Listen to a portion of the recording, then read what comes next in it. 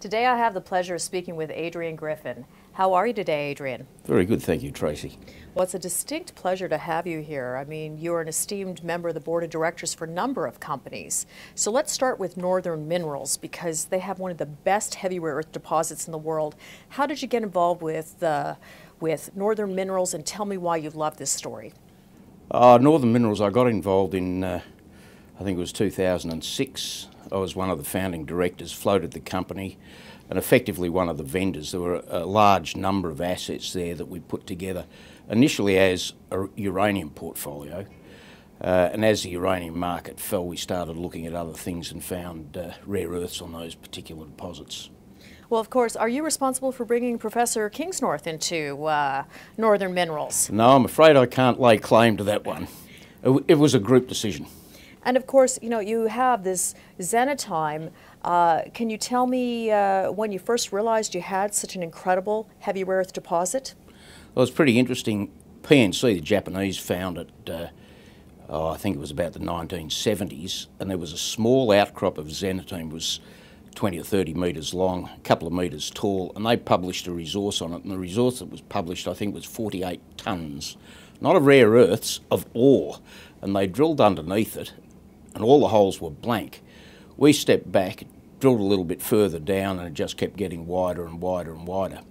So that was only a few years ago. We've taken that project from first drill hole through to feasibility in only a few years, so that's quite an achievement.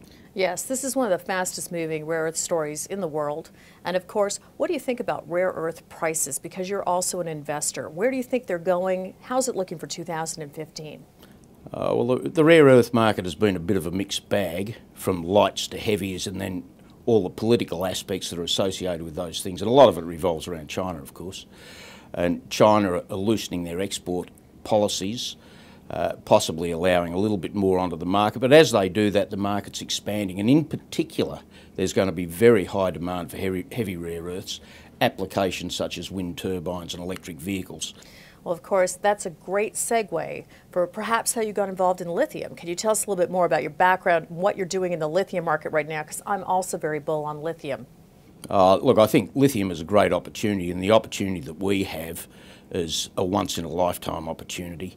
And it comes about as a consequence of developing processing technology for materials that people have previously considered to be waste.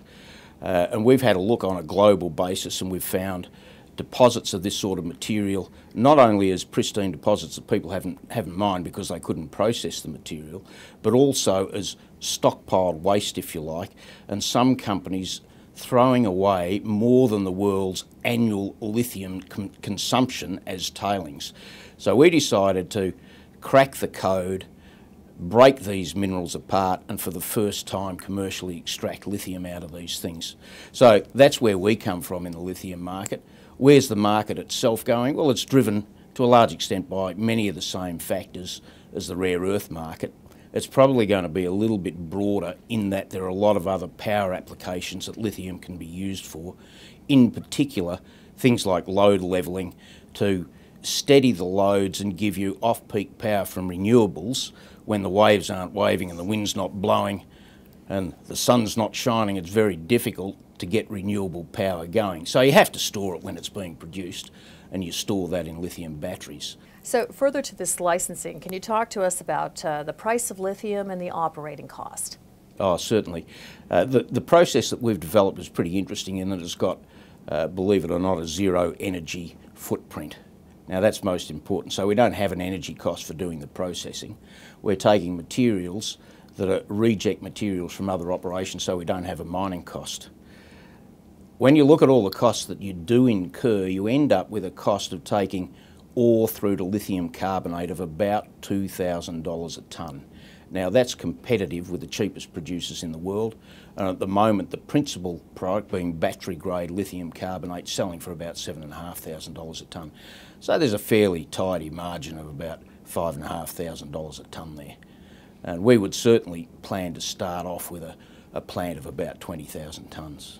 Well, you seem to be very committed to the green energy, clean tech sector because, of course, you're also involved in potash. Can you tell us a little bit more about your potash investment? Oh, well, the potash is an interesting one in that the story with the potash started in the 1960s with the Western Australian government, and they recognised a deposit just north of Perth, the capital of Western Australia, which was the largest glauconite deposit. Now, glauconite's a green mica that contains a lot of potassium, the largest glauconite deposit in the world. Now, getting the potassium out of the glauconite has been one of the holy grails of the fertiliser industry. And the Western Australian government thought, well, if anyone can crack the technology, Western Australia can be self-sufficient for potash. Now, it transpires that no one did crack the technology until we put a team onto it. And it's the same team that's developed the lithium extraction technology. And the ore that's sitting there at the moment sits in a continuous deposit that's 150 kilometres long, 40 kilometres wide, an average thickness of 80 metres. You can do the sums yourself, but I reckon if you displaced Australia's imports with potash out of that deposit, it would last about 370,000 years. Now, that's a project. Well, certainly you have an impressive group of companies that you're involved in. Those are just three of the highlighted companies that we're talking with you today. Can you tell me, as an investor, what other critical materials or what other markets you think are going to be very bull or good investments for 2015? Yes, Tracy, I think undoubtedly graphite is one of those, and it goes hand in hand with the other critical materials that we've been talking about. Very similar applications, battery technology, but of course on top of that there are all the applications for graphene which will be derived from the graphite, and there are many things there that we haven't even thought of yet, so that's going to be a fantastic expanding market. Well, Adrian, it's a real pleasure having you here today. Thank you so much. Thanks, Tracy.